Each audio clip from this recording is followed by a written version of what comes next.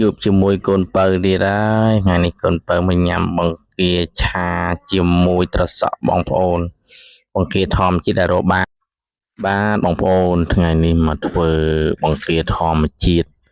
ដែលខ្ញុំរកបានពីសមុទ្របងប្អូនធំមែនទែនហើយបង្គានេះ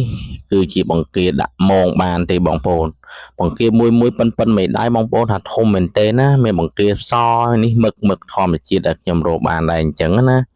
រកបានដោយសារដាក់មងទេបងប្អូនយើងមិនមែនស្ទូចបានទេយើងដាក់មងវាហែលមកជាប់មងរបស់យើងអញ្ចឹងហើយធំមែនទែនហើយបង្គាធម្មជាតិនេះក៏ធំដែរបងប្អូនក៏ជាបង្គាជាប់មងដែរនេះច្រើនមែនទែនថ្ងៃនេះលេងមកអស់ដៃតែម្ដងដាក់ឆាឆ្ងាញ់តែម្ដងអញ្ចឹងណាបង្គាមួយប៉ិនមេដៃបងប្អូននេះឃើញប្រពន្ធរបស់ខ្ញុំពងលើកហ្នឹងធំមែនទែនមួយណាក៏ក្របធំដែរបងប្អូនហើយដាក់ជាប់ឡើងរញ៉ៃចង់ពេញមងដែរហ្នឹងណាហើយសបាយដាក់មែនទែននៅក្នុងសមុទ្របងប្អូននេះធំណានឹងបង្គាធម្មជាតិរបស់យើងណាមកឆាបង្គាជាមួយនឹង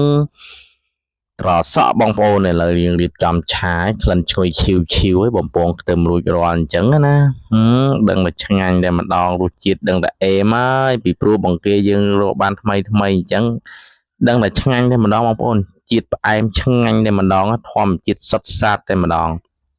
ហើយមកឆាគ្រឿងលីងគ្រឿងខ្ទឹមរបស់យើងណាច្រឡំ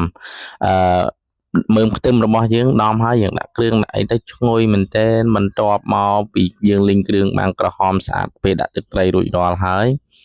ក៏ចាប់ផ្ដើមដាក់បង្គាធម្មជាតិរបស់យើងណាណែមួយចានធំដែរបងប្អូនហើយធំមែនទែនចង់ប្រាប់បងប្អូនថាធំណាដាក់ហ្មងសបាយណាស់ហើយបងប្អូនចង់តំណខ្ញុំដើម្បីដាក់មងនៅម្ដុំណាមានត្រីមានមឹកមានបង្គាមានក្តាមអញ្ចឹងណាអាចខមមិនរបស់ក្នុងเพจរបស់ខ្ញុំបានរបស់ខ្ញុំនេះបានបាទខ្ញុំនឹងនាំបងប្អូនមកលេងតើយើងអាចមកដាក់មងពេលណាឬមកចាក់បង្គាពេលណាអញ្ចឹងឥឡូវរដូវចាក់បង្គាយើងក៏ជិតផុតដែរបងប្អូនដោយសារយើងខ្លាចតែអញ្ចេះទេយើងខ្លាចតែចំខែធ្លាក់ភ្លៀងអញ្ចឹងយើងពិបាកចាក់ដោយសារវាទឹកត្រជាក់ហើយចូលខ្លាចទឹកវាមិនសូវល្អអញ្ចឹងណាទឹកមិនសូវល្អមិនសូវស្អាតយើងចាក់អត់បានប៉ុន្តែយើងចាក់អត់បានមែនយើងក៏អាចដាក់មងបានវិញដែរបងប្អូនយើងលាមងទៅណាមានតែមងពីរដៃទៅក៏អាចរមហូបញ៉ាំបានដែរបងប្អូនហើយបង្គាឆារបស់យើងក៏បានឆ្អិនកូនពៅរបស់ខ្ញុំក៏បានញ៉ាំ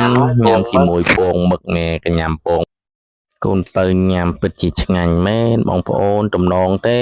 កុំភ្លេចជួយ like ជួយ share ឲ្យខ្ញុំម្នាក់មួយផងដើម្បីតាមដានវីដេអូថ្មីរបស់ខ្ញុំអញ្ចឹងណានឹងបានជួបជាមួយកូនពៅនិងខ្ញុំជាអ្នកបញ្ចូលសំឡេងបន្តទៀតដែរអរគុណច្រើនដែលបងប្អូន